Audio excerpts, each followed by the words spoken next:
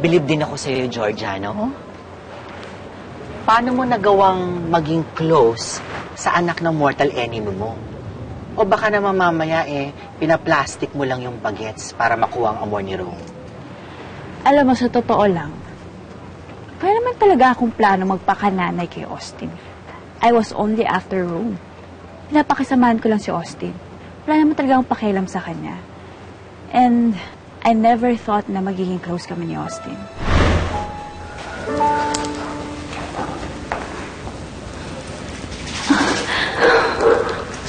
Thank you.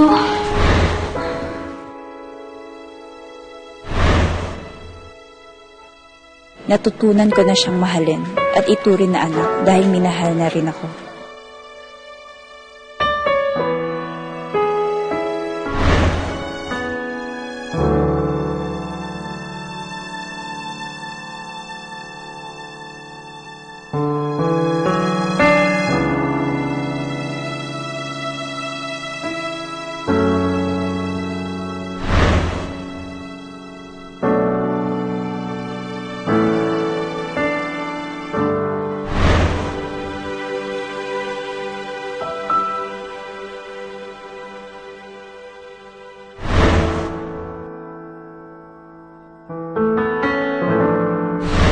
Pinaramdam na ibang tao ako. Sila ni Rome. They made me feel complete. Pinaramdam nila sa akin kung paano magkaroon ng totoong pamilya. Pamilyang mahal ako at may pagpapahalaga sa akin.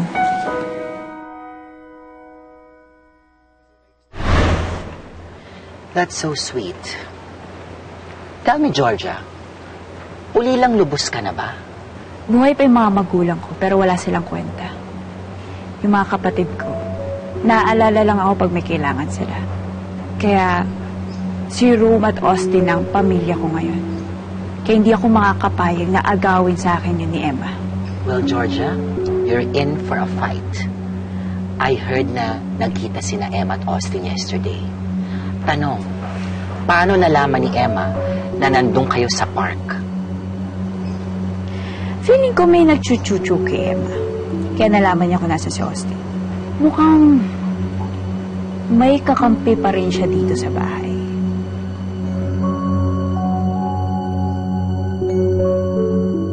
Ma'am Emma, hindi ko yata kayang pinapagawa niyo sa akin.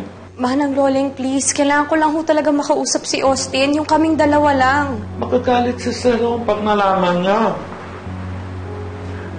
Ma'am Emma, hirap Manang, please, gawan niyo ng paraan. Kailangan ko talaga makausap ang anak ko, yung kaming dalawa lang, para malaman niya na sinisiraan nila ako. Na hindi ako masamang tao. Emma, titingnan ko, ha?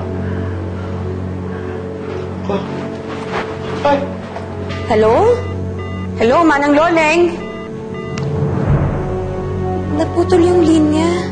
Walang yakang matanda ka.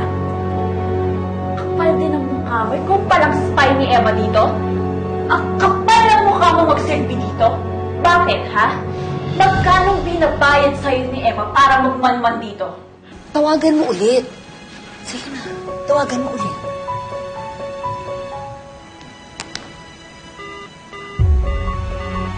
Wala na. Patay na ho yung phone, Nay. Naawa lang ako kay Emma. Naawa? Wala akong pakialam kung naaawa ka sa kanya. Dito ka nagtatrabaho. Nandito sa bahay na itong ang loyalty mo. Alam mo, dapat ka masasabi ka.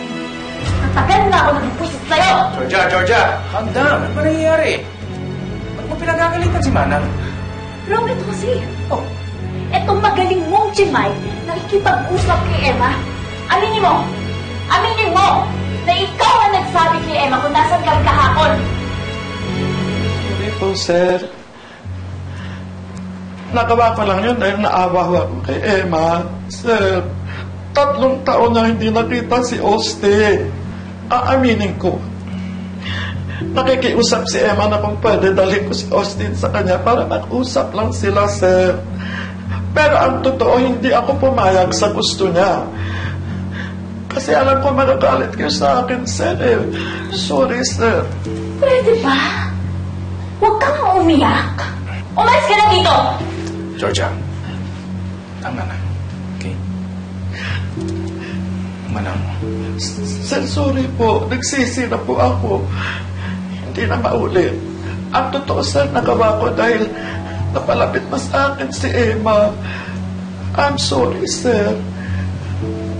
Okay, Manang, naiintindihan ko. Manang, makikiusap ko sa inyo. Para wala akong gulo, huwag na muna niyong kakausapin si Emma. Hindi na po, sir. Okay na What? ba? No. She has to leave. She cannot and she will not leave. Parang pamilya ko na si Manang, okay? She stays here in this house. Sorry, sir. Ma'am Georgia, I'm sorry. Sorry. Manang, okay na, pwede niyo naman mag-iwan. Sige, pahinga na mo muna. Thank you, sir. Okay, that's the end of that, okay? Tama na. So, mas kinakampihan mo yung maid na yan? Walang pinag-uusapan na kung sino kinakampihan, okay? Nag-sorry na siya. Matagal na nakatira sa si Manang dito. She's like family to us. But I don't like her. Mas gusto niya si Emma kaysa sa akin. Huwag na natin pag-uusapan si Emma, okay? Ikaw ang kasama ko rito, hindi si Emma. Ikaw ang gusto ko. Okay? Talaga? Sige na, I have to go. Meron pa akong pupunta sa office. Tama na to, ha? Tama na, wala nang away, ha? Ayoko nang sigawan.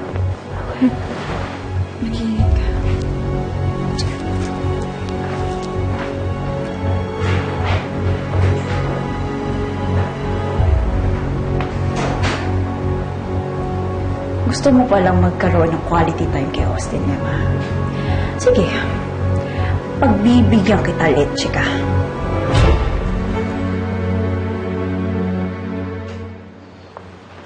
Good evening, Ma'am Georgia. Ma'am, kumain na po ba kayo? Pwede ako nag-init ng ulam. Wow, ang bait mo naman sa akin ngayon, Loling. Ma'am, sorry na po. Pero yung cellphone ko, pakibalik nyo naman kasi doon kumukontak ang anak ko. Ay, sorry. Nawasak ko na siya. Sobrang buwisit ko sa'yo. Pero bago ko siya sirain, ginamit ko muna siya kay Emma. Buong gabi siyang umaasa na dadating ka kasama ang anak niya. That's so bad of you, Georgia. I love it. Talaga, ma'am. Lalo mo lang pinapasabik si Emma sa kanyang anak. At tapos, may magagawa ba siya? Oo, ma'am. Lahat ng imposible gagawin ng isang ina para sa anak. Umalis ka na nga, naiirita ka sa pagmumukha mo. Yes, ma'am. Alam mo, Georgia, come to think of it, may point si Manang Loling. Dahil unti-unti nang nakakahanap ng paraan si Emma to get to Austin. Kaya hindi ka pwedeng maging kampante kay Emma dahil porsigido siya.